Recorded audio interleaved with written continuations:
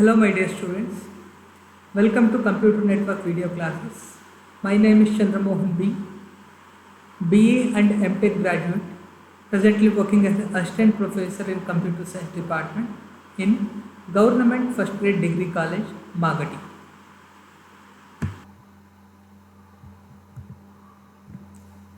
Subject is Computer Network. This is for basic computer science students who are studying in 6th semester. In today's session, I am going to speak about concept of packets and how sender will use the time division multiplexing to transmit the packets. Finally, packets and hardware frames. Let me start with the definition of the packet. If I consider the internet or computer network, the data or messages from the user will not be transmitted as a single unit due to so many constraints. Instead, the data from the user will be divided into some n number of blocks. So those blocks are called packets. While transmitting, the packets will not carry only the data information. Instead, it will carry some control information also. So those control information inside the packets are useful for error control. How? We'll see. After receiving the packets from the sender, each packet will be verified for the error by the receiver. If that packet contains some errors like changes in the bits, or if it is containing some corrupted data, the packet will be rejected and the receiver will request for the retransmission. The receiver will ask the sender for retransmission of that particular packet. Okay. So in packet switching network, while transmitting the packet, we don't need to retransmit the complete data.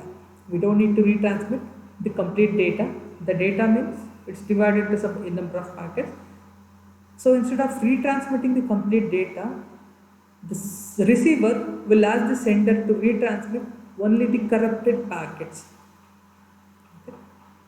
Let's consider this scenario. What happens if the data is not divided into packets? If user transmits the data as a single unit, assume that the data is 10 byte size. That the complete 10 byte size data is transmitted to the receiver as a single unit. Okay. So 10 bytes means totally something like 80 bits. Okay. So out of that 80 bits, if only one bit get corrupted, middle somewhere from 1 bit to 80th bit, if any one bit get corrupted, the receiver will reject the complete 80 bits of data. All the 10 bytes will be rejected. Okay. And the receiver will ask the sender to retransmit the complete 10 bytes. Okay. So it's a wasting of time. Only one bit is actually corrupted. So even though 79 bits are correct, all these 80 bits are rejected and all the 80 bits must be retransmitted from the sender. Okay. Since it is retransmitting all the bits again, it's a wastage of time and wastage of the bandwidth. Okay. So what happens if the data is divided into small packets? Let's consider the same example. Okay.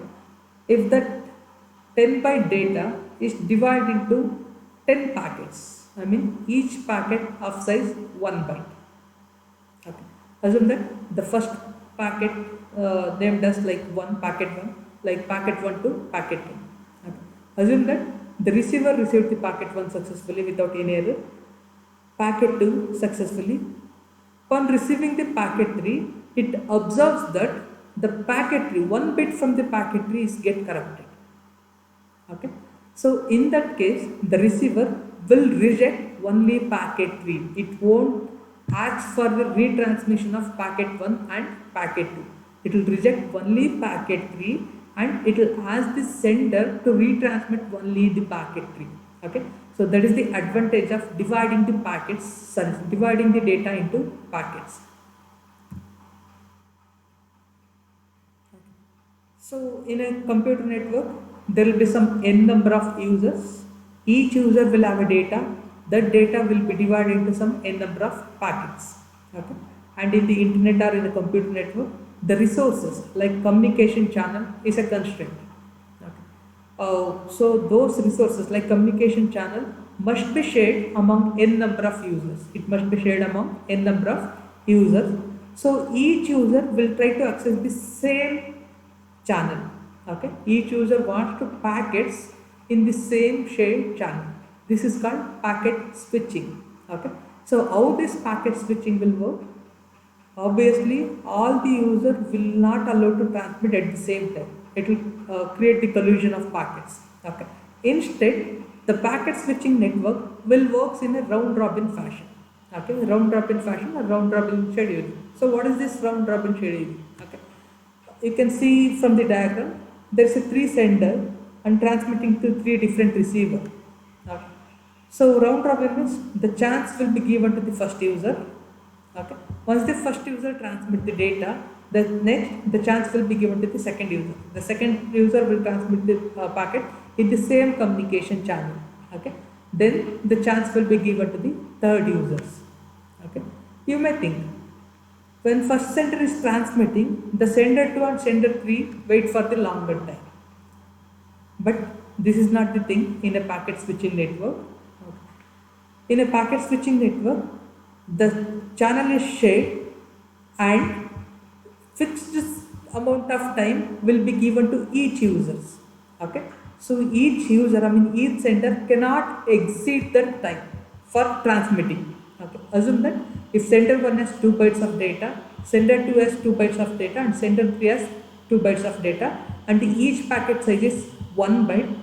Each sender is allowed to transmit only one packet in a given round. Okay, so first sender will transmit one packet, then the chance will be given to the second user. Second user will transmit the first packet, then the chance will be given to the third user. The third user will transmit the first packet, then the chance will become to the first user again. This is called round robin scheduling. Okay, if the first user doesn't have any packets, that slot is not fixed to the first user. The slot will be given to the second user. So using that, we can avoid the wastage of time also and wastage of bandwidth. Okay. So after each packet transmitted from the sender, the chance will be given to the next. Okay. Since the packet size is very small, okay, so no sender has to wait very long to send a packets. Okay. So first sender must take a fraction of second, like 1 second. After 1 second, the chance will be given to the second user. After 1 more second, the chance will be given to the third user. So waiting time for all the user is similar. Okay, it is same. As I told in the previous slide, the resource of the connection, communication channel. Okay. So that communication channel must be shared among n number of users. Must be shared among n number of users. So in order to share that communication channel, the computer network uses the concept called time division multiplexing. Okay.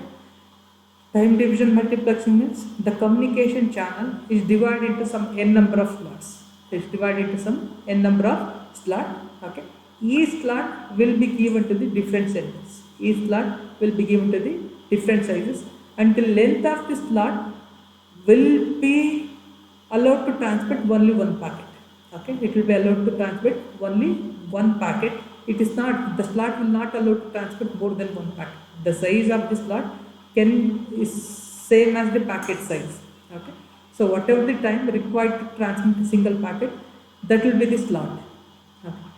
So we know that the packets are divided into the data is divided into some n number of packets.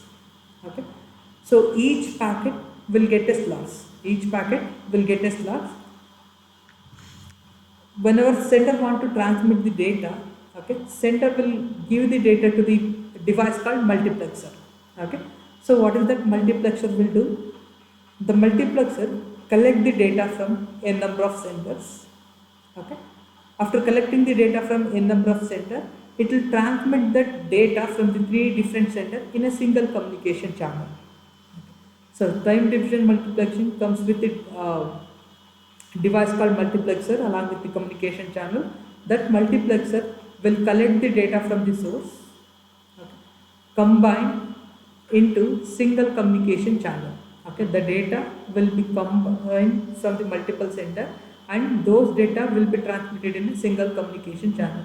So the purpose of multiplexer is to take the data from the n number of sender and to transmit in a shared communication channel. Okay. At the destination, there is a device called demultiplexer. Okay. We know that the communication channel carries the data from various senders. Okay. Demultiplexer receives the data, all the data from the communication channel. Okay. And it will route the particular packet to the particular destination. Okay. In the example, I'm taking the three sender transmitting the data. Multiplexer will combine all the three data and transmit in a communication channel. That three data must be delivered to the three different users. So demultiplexer will take care of that. Okay, it will take the three packets from the communication channel and it will route the three packets into the three different destinations. In the diagram, you can see how this time division multiplexing is working. Okay. There are three different sources transmitting the data into the three different users. Okay. The chance will be given to the first computer. Computer will give the data to the multiplexer. Okay. Once computer 1 transmit the data, now it will switch to the second computer. Okay. Now the second user will transmit the data, then the chance will be given to the third user. Like that, the data transmission work will in round robin fashion. Okay. Multiplexer will collect the data from all the sources and it will transmit those data in a single communication channel. Okay. In this diagram, it's not showing the demultiplexer, but at the end of the channel, there is a device called demultiplexer. It will collect the data from the communication channel and it will forward that data into three different receivers or destination. The next one is packets and hardware frames. As I told, packet is a general term for the data in a computer network or in an internet. That packet, it's actually part of the data, user data. Okay. But this packet has to be formatted based on the hardware technology. Okay, based on the hardware technology. Whenever we're actually transmitting the data in a communication channel, the packet will be formatted. Okay, so packet is just a general term for the data in a computer network. Okay. The next one is frame. It is also called as hardware frame. Okay. It's also a packet but in a specific format. Frame is also a packet but in a specific format based on the specific hardware technology. I mean, there are different LAN technologies. Based on the different LAN technologies, there are different formats of the frame.